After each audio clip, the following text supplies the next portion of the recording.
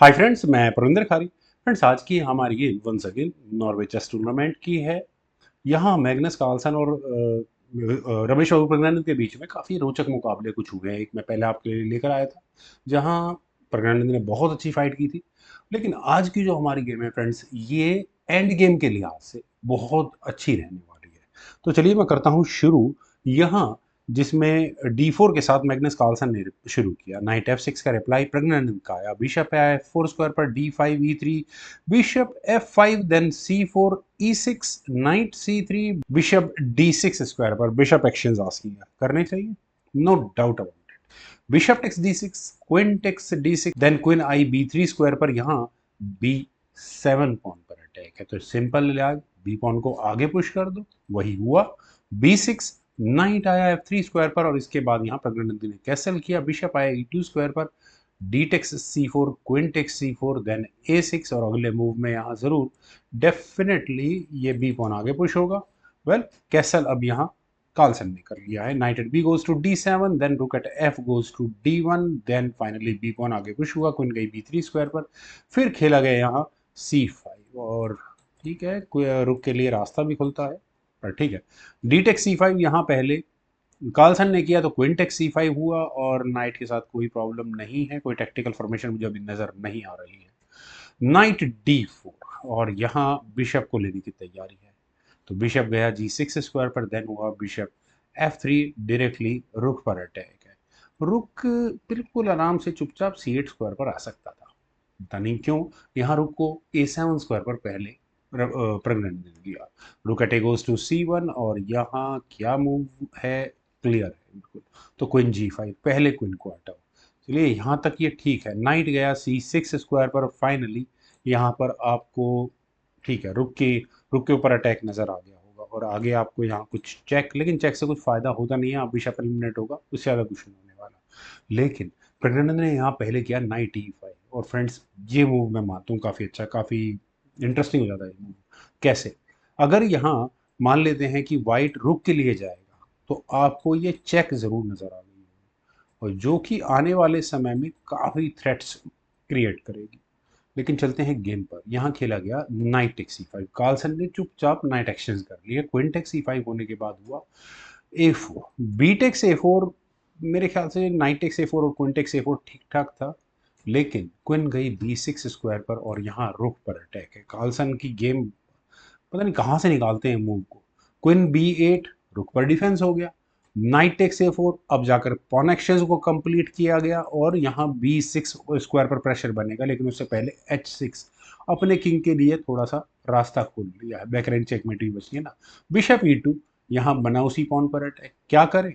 मेरे ख्याल से क्वीन एक्सचेंज कर लेते हैं और उसके बाद पॉन को आगे पुश कर देते हैं प्रज्ञानंद के लिए। गेम इक्वल है, गेम अभी भी इक्वल ही है। नाइट D5 पहले यहाँ पर प्रज्ञानंद ने किया, क्वीन पर अटैक बनाया और कहा कि आपको अगर क्वीन एक्सचेंज करनी है तो करो, नहीं तो क्वीन को हटाओ यहाँ से।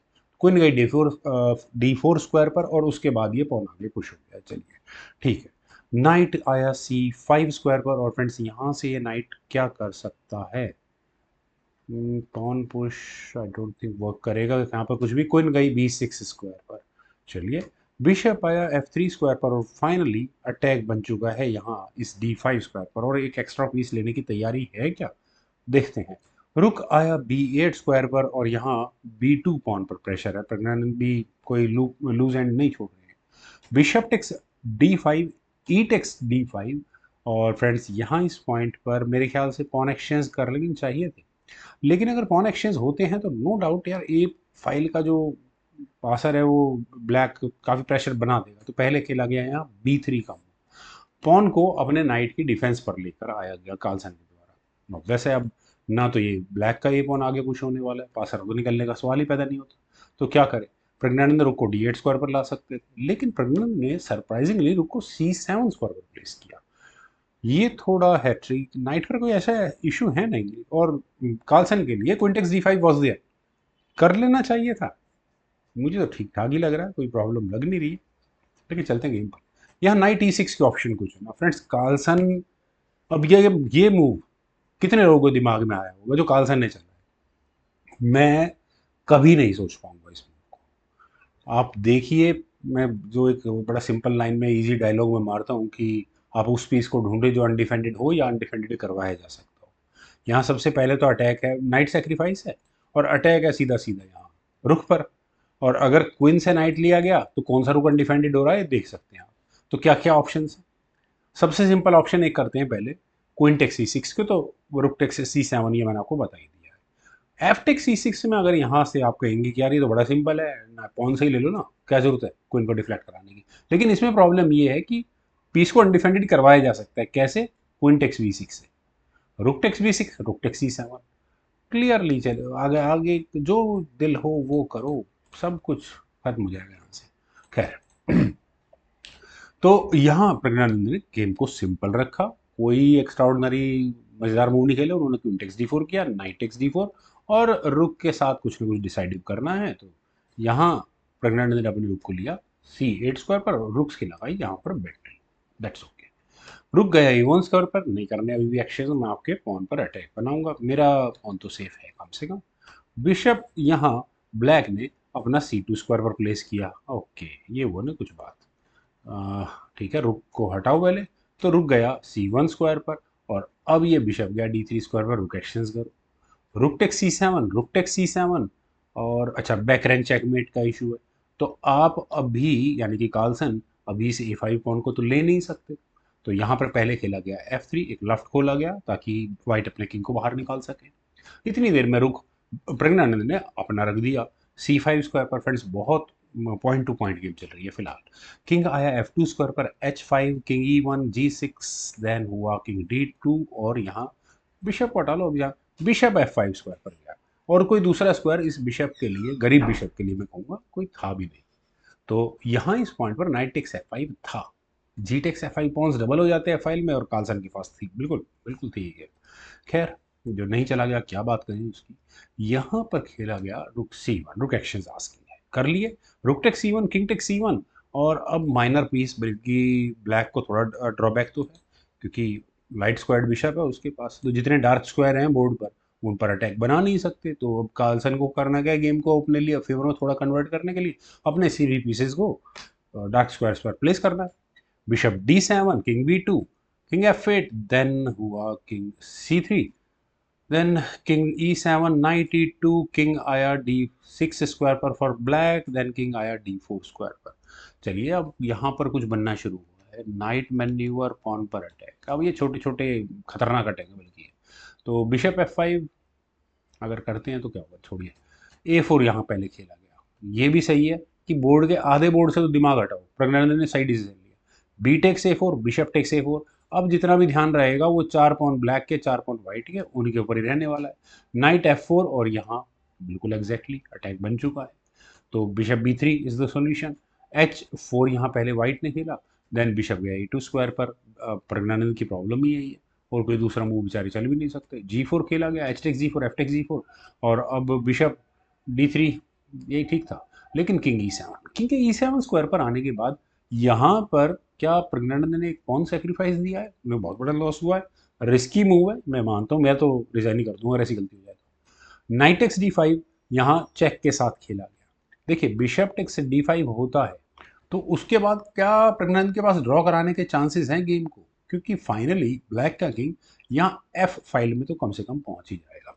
पर चलिए, यहाँ किंग को E6 स्क्वायर पर पहले व्हाइट ने लिया, देन हुआ E4, नाइट पर हो गया डिफेंस, और अब F6, चलिए बिशप D3, ठीक है, नाइट से आई चेक, किंग है F6 स्क्वायर पर, देन हुआ G5 चेक, अब फाइनली किंग बैकवर्ड, अब थोड़ा सा क्रैम्प पोजीशन आ चुकी है प्रज्ञानंद की। King E5, then bishop C2 square पर, चलिए पॉन के साथ तो है अब, यानी कि अब किंग मूव हुआ तो पॉन पर अटैक आपको नजर ही आ गया होगा, तो नाइट मूव कर लिया पहले, यहाँ पर डिफेंस करना भी जरूरी है, और नाइट कहाँ जाएगा, बहुत बढ़िया स्क्वायर है नाइट के जाने के लिए। Bishop D3 waiting, night F6, pawn पर हो गया डिफेंस, और व्हाइट का किंग अब फ्री है मूव करने के लिए। देखिए सब कुछ डार्क स्क्वायर पर है बिल्कुल। किंग F8, देन किंग आया D6 स्क्वायर पर, बिशप E2, एग्जैक्टली क्यों बिशप का इस एग्जैक्टली इस F1 A6 डायगोनल पर रहना किस लिए जरूरी था, क्योंकि व्हाइट का नाइट यहाँ D7 स्क्वायर पर जाने को तैयार बैठा है, लेकिन प्रज्ञानंद ने यहाँ अपने बिशप को B1 स्क्वायर पर लिया। कभी कभार छोटी छोटी गलतियां होती जो आगे जाकर गेम में दिक्कत करती हैं। किंग आया D7 स्क्वायर पर, bishop C2, then king D8, उल्टा, बल्कि मैं नाइट बोल रहा हूँ, यहाँ तो कार्लसन और अच्छा मूव कर गए, किंग को इम्प्रूव करते हुए चले गए, बहुत बढ़िया। Well, bishop B1, then knight साई चेक, किंग गया G7 स्क्वायर पर, और उसके बाद ये ई पॉन एक कदम और आगे पुश हो गया, बिशप F5। नाइट के साथ अब कोई इशू नहीं यार, आप लो तो सही, यही तो चाहिए कार्लसन को। यहाँ पर किंग गया E7 स्क्वायर पर, then bishop B1, knight C5, bishop C2, knight B7, bishop B1, और यहाँ से नाइट क्या करेगा, बिल्कुल नाइट का परफेक्ट मैन्यूवर है, नाइट गया D6 स्क्वायर पर, बिशप A2। चलिए, problem is solved, I think so. No, यहाँ पर फ्रेंड्स कार्लसन, ये भी तो है, एक लॉजिकल थिंकिंग है उनकी, लॉजिकल एंड दिया उन्होंने गेम को यहाँ पर, नाइट टेक्स F7। फ्रेंड्स गजब कम हो गए। अब एक और पॉन गया है, क्या इसको एक्सेप्ट करना चाहिए प्रज्ञानंद को? करते हैं तो मरते हैं, नहीं करते तो मरते हैं। कर लिया, बिशप टेक्स F7, क्यों ना ले भाई, क्यों ना लें? वो इसलिए क्योंकि ई पॉन आगे पुश होगा, बिशप पर अटैक बनेगा, और बिशप बेचारा उसका दम घुट गया G8 स्क्वायर पर, उसके भागने के लिए कोई रास्ता नहीं बचा। और फाइनल मूव यहाँ मैग्नस कार्लसन का था, किंग का D7 स्क्वायर पर जाने का, जिस मूव पे चलने के बाद फाइनली यहाँ रविश बाबू प्रज्ञानंद ने कहा कि ठीक है यार, ले जाओ गेम को तुम। उन्होंने रिजाइन कर दिया। अब रेजिग्नेशन का रीजन क्या बताएं? ब्लैक का किंग ज़्यादा मूव कर नहीं सकता, बिशप के लिए मूव खत्म हो चुके हैं, करें क्या? तो किंग H7 जैसा मूव कर लेते हैं, तो उसके बाद E7, आप बिशप को मूव कर लो, और वाइट के किंग जब भी फाइनल किंग जब कोई ने प्रमोट करेगा, तो वाइट का किंग ऐसे स्क्वायर पर होगा जो ब्लैक के किंग को एक कोने में ही धकेल कर रखेगा। तो फ्रेंड्स, काफ़ी अच्छी गेम रही मेरे ख्याल से, एंड गेम के लिहाज से, स्पेशली माइनर एंड गेम के लिहाज से काफ़ी अच्छी थी। मुझे उम्मीद है आप लोगों को भी ज़रूर पसंद आई होगी, तो आप लोग वीडियो को लाइक, शेयर, और मेरे यूट्यूब चैनल जस्ट ग्रुप को प्लीज़ सब्सक्राइब ज़रूर करें। आपके कमेंट्स, सजेशंस का मुझे बेहद इंतजार रहेगा। Thank you for watching, and bye for now.